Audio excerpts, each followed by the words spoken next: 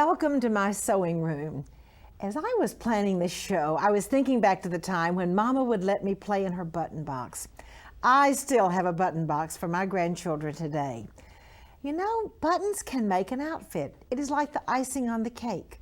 So can trims and machine embroidery and all other types of embroidery.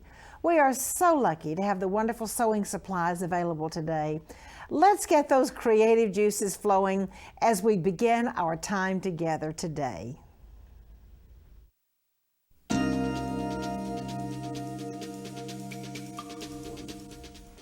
It is so much fun to make fashionable women's clothes, especially when they're easy. It's especially nice to use all kinds of different trims. This is the greatest looking shell and skirt. It's done out of a wonderful yellow linen with blue linen also. And this fabulous trim, the center panel, as you can see, is blue and yellow. And this wonderful organza trim with little beads on it has been attached. Now, don't you just love this bottom trim? The blue and yellow, and then the beaded trim. And then the long skirt has an elastic waistband. But what I really want you to see is, come on down and look at this skirt. It is just fabulous. It has blue and yellow pieces with little tucks, little folds, and then more blue and yellow pieces, and then more tucks and folds. It is really fabulous. Now, the real key here is simply stitching down trims, which you can use a lot of different stitches on your sewing machine. This trim happened to be a ribbon, an organza ribbon, but there are all kinds of wonderful trims which just give that decorator look to women's fashion. There are a lot of different stitches to stitch the trims down with. We really like the Madeira applique stitch or the blanket stitch, but if your machine only has straight and zigzag, you can certainly use a zigzag to attach your ribbons.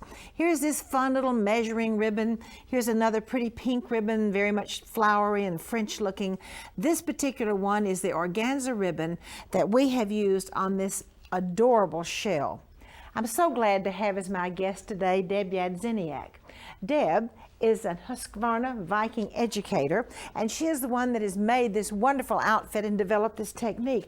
Deb, welcome to the show. Well, I'm very happy to be here, Martha. Thanks for inviting me to come here. Now show us exactly how you made this adorable outfit. Well, the original pattern called for using hankies and then cutting the hankies into blocks. And I decided that with this trim, I needed a more formal look. But I liked the idea of the blocks, so what I did is I cut the fabric in the blue and the yellow into the same size blocks the pattern called for, but I used the same linen fabric rather than hankies. And then I applied the trim to the shell to accent the different pieces of the blocks and then to accent the center panel. Oh, it's absolutely adorable. Oh, it was fun to do. What I'd like to share with you is that when we're going to apply any kind of ribbon, we would use some kind of zigzag. Okay. And the zigzag will attach it. And we also have blanket stitches, as you said, as well as a pin stitch or other variety of stitches that machines may have. In general, the 2 feet that I would like to use would be perhaps this clear foot with a nice red line in the center. And then I put the edge of my ribbon under the red line, and that's what I'd use for my guideline. Another great foot to use would be this edge stitching foot, and this has a nice flange on it, so it helps me line up the edge of my ribbon as I'm stitching along, and it helps me be more accurate. The other thing that you want to choose are threads. For example, here, I didn't want to see my stitching, so I chose black and yellow to go with this ribbon. If you want a more decorative look, then I would choose a ribbon that would be in contrast or darker color, so the stitching would be part of the element of the design that I'm doing with my ribbon. Now here, with this beautiful organza ribbon, I had a little bit of a challenge, because the organza ribbon has these embroidered flower motifs. And in the center of each of these flower motifs are little beads. Oh my. And the challenge here is that the beads are on either side of the organza ribbon. They're not just on one side. So my applique foot or a beading foot wouldn't work. So I decided that I would have to think about this, and my final selection is my zipper foot. The zipper foot allows me this groove area that I can place over the edge of my ribbon, and I'll avoid catching in the embroidery or the beads. So this worked really well. The other thing I wanted to do here with this organza ribbon is that it has this beautiful silver thread on the edges. So I didn't want to cover that over with another thread, so I decided to sew this with my silver thread so that the stitching actually created more of a stitched look along that edge, accenting the silver threads. So what I'd like to do is just show how to place this at the sewing machine.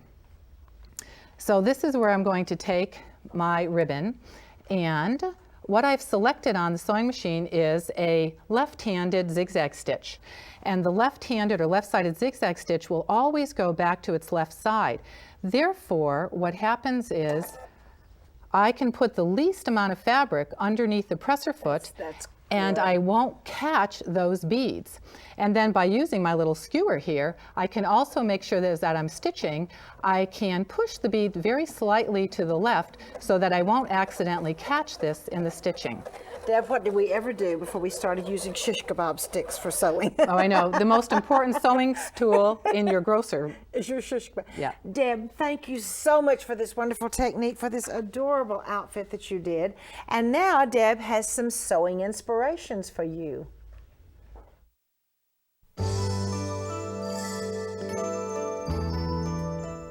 For those of you that thought that smocking was only by hand, which both of us love, or just for little girls' clothes, we just have a surprise for you. Deb, I know you've written a couple of books on smocking by machine. Tell us a little bit about what we have here. I started out doing some decorative stitches on the sewing machine over pleated fabric, and then I went one step further and created smocking stitches by programming stitches into the memory of the sewing machine. Now we actually have built-in smocking stitches on some of our sewing machines, and this makes for quick and easy machine smocking. This is a great satchel that features a smocked panel in the center, and this particular design features a smocked embroidery. I've actually taken smocking one step further, so we can actually do an embroidery in the hoop. Oh my goodness. And this was done in the hoop? Yes. Oh, this one has so many special techniques. Who would have thought of home deck smocking? No one. This is such a far distance from the smocking that we did for children's clothing. And then selecting fabrics to suit your decor makes such a difference in the way things look. This is definitely not a pastel look at all. What about the pleating on the side? Oh, this is what I call perfect pleater puffing. If I'm going to do my pleating for smocking, I decided to use my pleater to make puffing, and it makes puffing fast and easy and very accurate. And with the quilting threads in there, the pleats stay in place much more readily than they do sometimes when I'm doing it with gathering on the sewing machine. Oh, Deb, this is beautiful. Oh, look at your little purses over there. We had fun with purses and decided that this also took us away from children's clothing. So here you can see this little purse has an insert that features machine smocking, and this happens to be a smocked embroidery. Here's a little purse that I call the little evening clutch that features the smocking, and I'm in love with toile, as you can see. And this particular purse here features our decorative stitching by machine. So these are all decorative stitches that anyone could do on their sewing machine as long as they have some type of decorative floral stitches or feather stitches, so that if you don't have the capability to program stitches into the memory or built-in stitches, you could still imitate the look of smocking.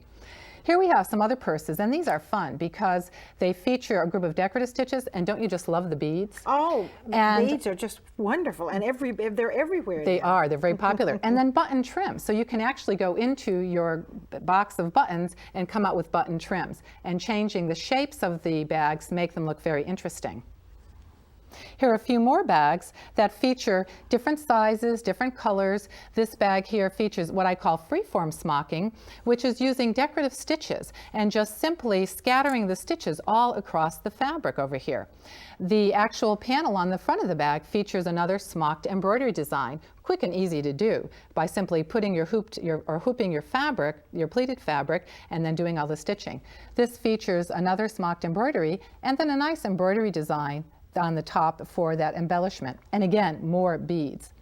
What I love about the technique is that for those of us who don't have the time, or perhaps we have problems with stitching, so many people have carpal tunnel problems right now, that this allows us to do a lot of creative sewing, but let let us use 21st century technology to imitate the hand sewing of yesterday. Oh, Deb, this is absolutely incredible. Thank you so much for inventing this whole concept of smocking by machine. And now Deb has some wonderful scrapbooking techniques for you.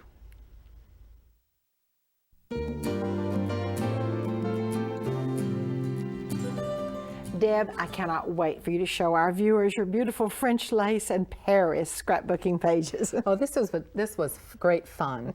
And on this page, I decided to show a postcard of some of the laces and then a little map of what they call the lace route in France. And I ended up taking and matting each of these pieces because the matting frames the pieces and shows them off a little bit more. But then I did an applique stitch around this map here to accent it. And then I made my little tag here for the lace route and used a decorative stitch that I thought looked a little lacy. So that added a little lace look here. And then I decided to choose my alphabet, and then I stitched all of the towns that you see on the map that are on the lace route. Wow. And last but not least, I used an heirloom sewing technique and I did lace applique on paper. So that was fun. And here I have an embroidery, and that particular embroidery is a lace design that's done on a water soluble. So that's washed away, and all you're left with is the beautiful stitching that looks just like lace. This is a fun one, and I know you've been to the Paris flea market also. I have. So I love it. This is great fun, and this is a French friend and I who went shopping there, and Regine did find a treasure here. And I used my alphabet to do the journaling, stating where we were and what we did. And then here I did my Paris and Eiffel Tower. Oh, absolutely. And the Eiffel Tower is an embroidery, and what I did on this one is I did it on an organdy fabric. And originally I was going to cut it away and applique it, but there's so much open work here that I decided to simply take the organdy and cover it right over the tag. And just to show you, this is what the embroidery looks like on the organdy fabric. And because it's so sheer, I hooped the organdy fabric with this product here that helps to hold the fabric in place in the hoop so it's tight enough to do the embroidery, but I don't have to have any stabilizer on the back so that you don't see any stabilizer. So this is a real handy thing to have for your hoop when you're stitching on a sheer fabric that you would use as an applique. And here is a copy of another lace piece here, and I've actually left this water-soluble stabilizer on so that you can see this. And this is what allows us to do all of that stitching, which resembles lace making, which is the process of weaving the threads to get the lace design. And once this water-soluble stabilizer is washed away, we're left with just that fabric of the lace. And you just glued it down, or did you stitch it down? I glued these two down. Sure, sure. Oh, Deb, these are two such beautiful scrapbooking pages about the wonderful trips to France and what a joy that is. And I thank you so much for coming today. You've just done a wonderful job, and I appreciate it. And now I have some machine embroidery techniques for you.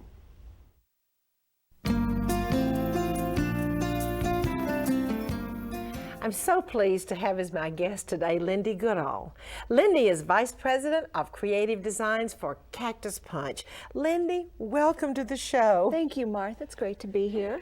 I am so excited about what you're going to share with us today about lace making, one of my favorite topics. Exactly. I brought this just for you. Thank you, Lindee.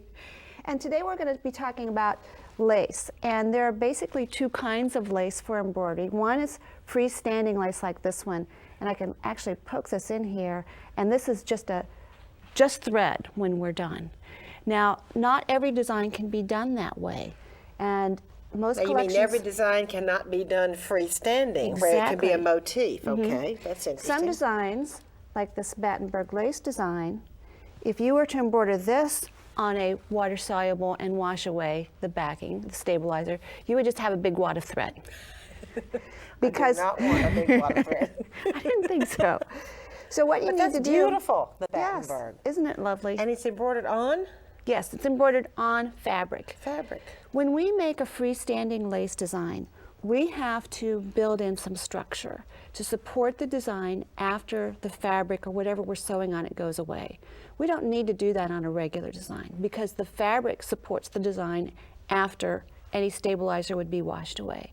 So on a lace design, we generally have a lot more stitches underneath there, kind of like the structure in your house, and it has to stay there to support the design. It adds a lot more density and stitching, so a lot of times it's not suitable for sewing on fabric. You mean the freestanding sometimes? The freestanding. Okay. Because if you think about it, fabric is already made up of thread. Right. We're putting more thread in there with our embroidery, and that thread will push the fibers apart. So if you have a really dense design on a tightly woven fabric, you'll get this roller coaster look. Okay, I got you. Two different kinds of lace for sure. So how do we make the lace? Well, there's some techniques here. Okay. And I like to use a water-soluble film. Now, is this the freestanding lace? This is the kind that you freestanding can wash lace. away. Okay, wash away what's behind it. Yes, this is a water-soluble film. This will go away with Okay. water. And this is a water-soluble fiber. It looks like fabric, but it's not. It washes away. And I like this combination.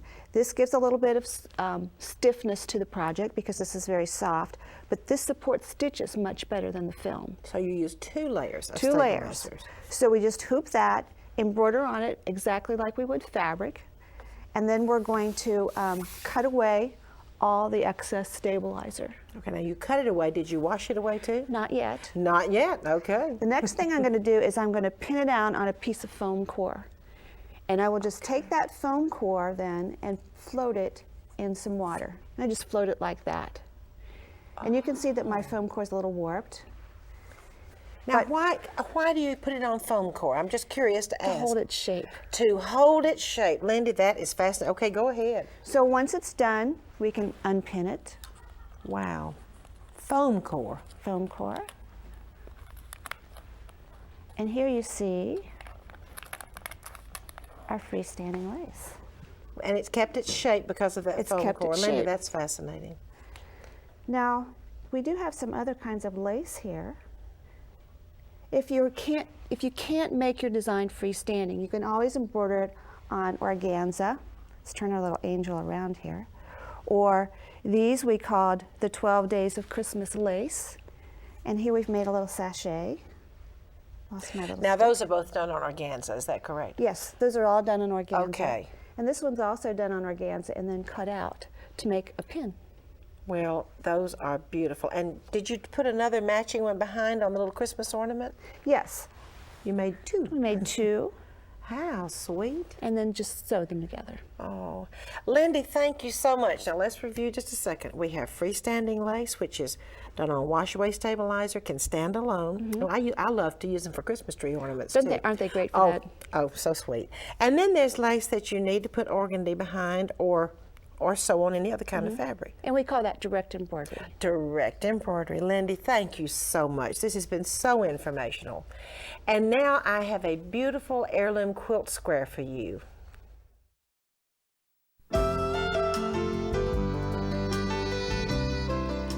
French sewing by machine or heirloom sewing is so easy, and today I have the very, very beginning techniques, and when you see how easy it is, you're going to say, oh my goodness, I never believed it. Now the square and the techniques we're going to be talking about today on this wonderful quilt, which I think is certainly museum quality, and probably in 100 years it could end up in a museum. It's this square right here, the most basic heirloom techniques, which are so pretty, whether they're used on a quilt or a christening dress. Okay, here is fabric, lace to fabric, beading. The lace that has ribbons run through it is called beading, or rather that you can run ribbons through. Then there's some wonderful Lily of the Valley insertion that's called Victorian embroideries, and then the same thing is repeated on the other side. Now let me just share with you how easy, and I mean easy, it is. One of the techniques is simply butting 2 pieces of lace up together. I have beading, the kind that you run ribbon through, that's lace, and by the way, in Europe they call that ribbon slot, but we call it beading. And those 2 pieces are just butted together and zigzagged. Now I'm going to do that. My setting is just plain zigzag. I have a 3 width and a 2 width and a 3 length. And you just need to make it wide enough where you can catch the headers of the lace, those little strings that run up and down each side. Now this machine has perfect tension, and it will take just the lace through the machine without any stabilizer. If your machine doesn't have exactly perfect tension, here's what you do. You just put a little bit of very lightweight tearaway stabilizer behind it, and you will have perfect tension every time. Just use a little stabilizer with laces because they are very delicate, and unless your machine has perfect tension, you may just have to play with it, but don't worry, you can do that. All right, that's the lace to lace technique. These are very simple techniques too. By the way, this is the beautiful Lily of the Valley, which I happen to love, especially for baby clothes and for baby blankets, such as this treasured blanket that we have up here, quilt. All right, you trim off the seam allowance. I have already butted my lace together. Now I take, as you can see what I've done here, I take the lace, flip it over to the edge. You know what, I'll just do it on this one. Let me turn it around. I'll just do it on this one for you. All right, I have my laces, I flip it over to the edge, and do you see that I have left a seam allowance, a little seam allowance right here? Not quite that big. Now the critical thing when you're zigzagging this together is to leave the seam allowance out there. That is raw fabric, and then make your zigzag very, very wide so it will roll this into your lace. Otherwise it will come apart. If you just pull it over here, butt it together and zigzag it, it will come apart. So you must leave that little seam allowance as you zigzag. It will be a wide zigzag too and make it very tight. Now this is called entre-deux. Some people call it entre-deux, entre-deux, entre-deux, entre-doors. I've even heard it called entre-doors, but entre-deux is what I call it. This looks like a railroad track for ants. This is Swiss entre-deux, and I'm going to put entre-deux on the edge of this beautiful piece. Therefore, I'm going to trim away the seam allowance, and then after the seam allowance is trimmed away, I will simply butt it to the finished edge of the lace, and I will zigzag just the way I did a minute ago. And then if I may or may not need to use the seam allowance on the other side, depending on what I'm going to do.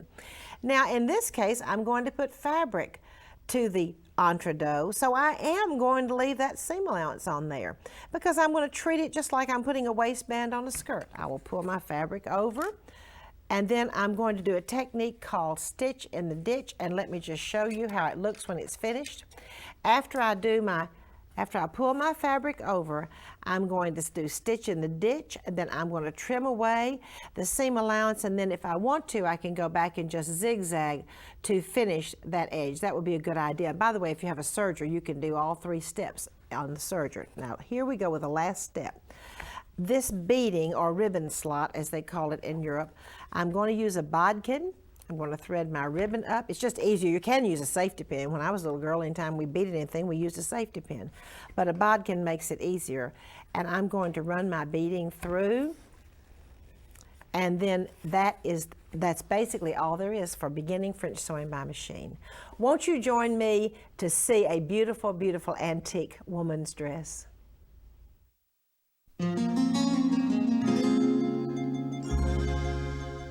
This beautiful dress belongs to my friend Sue Hausman. It has wonderful details. It's about 100 years old. The dress is made of netting and batiste. This wonderful collar has a netting ruffle. Let me pull the collar over because I want to show you the details. The batiste is attached to the netting with hand embroidery, and it almost looks as if it is waves. Can you see how pretty the detail is on the sleeve? And a couple of wonderful little netting ruffles. The batiste belt is really pretty and has that same little netting ruffle along the bottom. Now it is the skirt that is really so spectacular on this dress. I'm going to hold it out for you so you can see the curved pieces of batiste which are used to attach to the wonderful cotton netting. Isn't that pretty? And then down at the bottom, there is a large tuck, maybe a 2.5-inch tuck, 3 very small tucks, and then, maybe a 3-inch hem has just been hemmed in. Now, one of the things I love to do is to take skirts, ideas from women's clothes, and use that skirt idea to go on a christening dress. Thank you for joining me today. I'd like to invite you back next time.